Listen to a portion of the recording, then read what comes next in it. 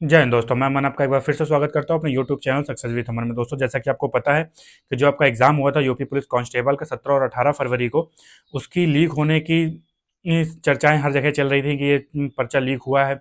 Social media पे WhatsApp के माध्यम से, टेलीग्राम के माध्यम से पर्चा लीक हुआ है।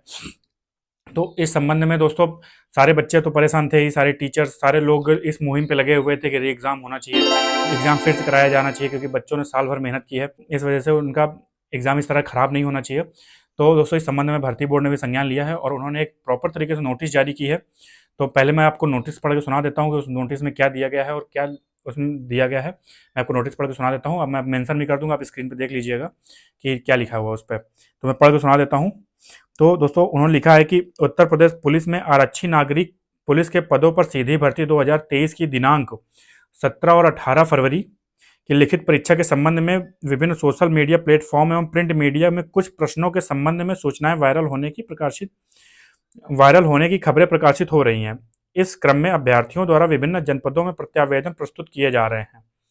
और इसके बाद जो सेकंड पॉइंट लिखते हैं वो लिखते हैं कि सर्वसाधारण एवं अभ्यर्थियों को सूचित किया जाता है कि इस विषय में यदि कोई प्रत्यावेदन प्रस्तुत करना चाहता है तो सुसंगत प्रमाणों और साक्ष्यों के साथ अपना प्रत्यावेदन, जिसमें नाम, पता, मोबाइल नंबर, आधार नंबर अंकित हो, ईमेल आईडी board@uppbbp.gov.in पर दिनांक 23 फरवरी सायं 6 बजे तक प्रत्येक दशा में प्रेषित करना सुनिश्चित करें, ताकि प्रेषित प्रत्यावेदन और प्रमाणों साक्ष्यों का अवलोकन परीक्षण करने के उपरांत निर्णय लेते हुए अभ्यर्थियों के हित में अग्रतर कार्यवाही की जा सके। तो दोस्तों, अब मैं इसमें बता देता हूं कि इसमें ये इस नोटिस का मतलब क्या है।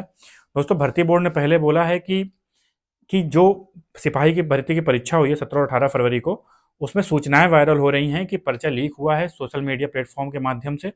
तो इस चीज़ का भर्ती बोर्ड ने संज्ञान लिया है। ये तो दोस्तों, ये तो होना ही था, क्योंकि बच्चे इतना ज़्यादा परेशान थे, टीचर्स प्रयास कर रहे थे, बच्चे प्रयास कर रहे थे कि किसी तरह हमारा एग्ज़ाम दोबारा से हो सके, क्योंकि बच्चों ने बहुत ज़्यादा मेहनत की हुई थी इस एग्ज़ाम के लिए, रात दिन एक कर दिए थे। फिर इसके बाद एग्ज़ाम जब होता है तो पर्चा लीक होने की खबरें आती हैं, तो दोस्तों बहुत दुखी कर देने वाली खबरें हैं। तो भर्ती बोर्ड ने बोला है कि जो पर्चा लीक होने की जो संभावनाएं, जो चर्चाएं चल रही हैं, इसके लिए जो लोग जिनके पास उस चीज़ के प्रमाण हैं, वो भर्ती बोर्ड का जो ईमेल आईडी उन्होंने दे रखी है, उस ईमेल आईडी पे जाके अपना नाम, अपना पता, अपना मोबाइल नंबर, अपना आधार कार्ड नंबर जाके, और जो आपके पास साक्ष्य हैं, जो आपके पास प्रमाण हैं, उन प्रमाणों को उस जीमेल आईडी पे भेज देना है।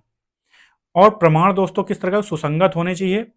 मतलब ऐसे नहीं भेज देना है कि आपने कि मतलब आपने, आपके पास जो पीडीएफ चल रही है वही पीडीएफ ने उठा के भेज दी, नहीं।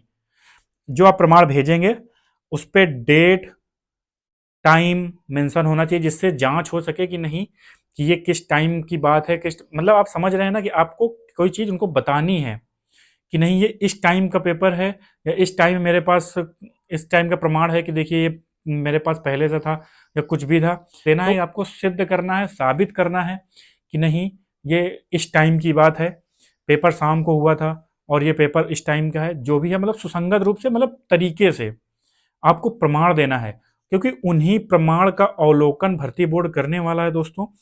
और भर्ती बोर्ड उन प्रमाणों के अवलोकन करने के बाद, उनका परीक्षण करने के बाद, कि वो चीज़ें जो आप भेज रहे हैं वो सही हैं कि नहीं है, जो आपने जो प्रमाण दिए हैं वो सत्य हैं या फिर नहीं है, सारी चीज़ जब अवलोकन हो जाएगी, तब जाके आपके हित के लिए, जब उनको अगर यकीन हो जाएगा कि नहीं, जो हमने प्रमाण प्रस्तुत किए हैं वो सारे सत्य हैं, तो भर्ती बोर्ड इसमें आगे संज्ञान लेगा, और हो सकता है कि आपकी परीक्षा भी कैंसिल हो जाए और आपको री एग्ज़ाम देखने को मिले। तो दोस्तों, ये बहुत ही अच्छा कदम उठाया गया है भर्ती बोर्ड की तरफ से, क्योंकि सारे बच्चे यही चाह रहे थे कि उनका री एग्ज़ाम होना चाहिए, उनकी पुनः परीक्षा होनी चाहिए, मेहनत की हुई थी, और सबका बस एक ही क्वेश्चन था कि कैसे भी तरीके से री एग्ज़ाम हो जाए, या फिर। तो दोस्तों, इस भर्ती बोर्ड के द्वारा बहुत ही अच्छा कदम उठाया गया आप सब लोगों के लिए, और ये आप लोगों का ही प्रयास है, जो आप लोगों ने इतना प्रयास किया। और जो टीचर्स हैं, कुछ टीचर्स हैं, कुछ बच्चे हैं जो इस मुहिम पे लगे थे कि नहीं, हमारा एग्ज़ाम हो, भर्ती बोर्ड इस पे एक्शन ले। तो दोस्तों वही चल रहा है। इससे पहले भी आपको पता होगा कि 2 टीमें गठित हो चुकी हैं। एक जो भर्ती और प्रोन्नति बोर्ड की जो अध्यक्ष है रेणुका सिंह, उनकी अध्यक्षता में एक जांच समिति गठित की गई है। एडीजी अशोक सिंह की अध्यक्षता में इंटरनल जांच समिति गठित की गई है। तो दोस्तों जांच चल रही है, आप घबराएं नहीं, आप अपना पेशेंस बना के रखें, आप पढ़ाई करते जाएं। आप अपनी पढ़ाई मत रोकें, आप अपनी पढ़ाई करते, क्योंकि दोबारा एग्जाम भी होगा तो आपको उसके लिए तैयार रहना है। तो बिल्कुल डरने वाली बात नहीं है। और अगर जिसके पास भी साक्ष्य हैं तो प्लीज़ जाके अब भर्ती बोर्ड के जो जीमेल आईडी उस पर आप भेजें, और जिससे ज़्यादा से ज़्यादा लोगों की मदद हो सके। और एक चीज़ और मैं बोलना चाहूँगा कि इस टाइम पे प्लीज़ आप ये आलतू फालतू के यूट्यूब चैनल्स या फिर इधर उधर की बातें अफवाहों से बच के रहें, क्योंकि ऐसे टाइम पे अफवाहें बहुत ज़्यादा उड़ती हैं। तो दोस्तों अपना ख्याल रखें और बने रहें हमारे साथ। और दोस्तों मैं वही वीडियोस बनाता हूँ जो प्रमाणिक हों या फिर जो ऑथेंटिक बात की गई हो, मैं उन्हीं टॉपिक से बोलना चाहूँगा। क्योंकि दोस्तों आप लोगों को पता ही है कि जब आप किसी गवर्नमेंट संस्था से जुड़ जाते हैं तो आपके बोलने की एक लिमिट होती है कि आप किस हद तक बोल सकते हैं। तो दोस्तों आप लोग समझदार हैं तो आप समझ सकते हैं कि आपको पता होना चाहिए कि जो आदमी अगर किसी गवर्नमेंट संस्था से जुड़ा है तो उसकी एक हद है कि उसके आगे वो नहीं बोल सकता है। तो दोस्तों हम प्रमाणिक चीज़ जो आपको प्रमाणिक है हम वही आप तक पहुंचाने की कोशिश करते हैं। तो दोस्तों इसी तरह देखते रहें सक्सेस विद अमन, और वीडियोस को ज़्यादा से ज़्यादा लोगों तक शेयर करें, जिससे लोगों को पता चलेगा कि नहीं आगे क्या हो रहा है, चल रहा है। तो दोस्तों इस तरह देखते रहें सक्सेस विद अमन, और धन्यवाद। जय हिंद।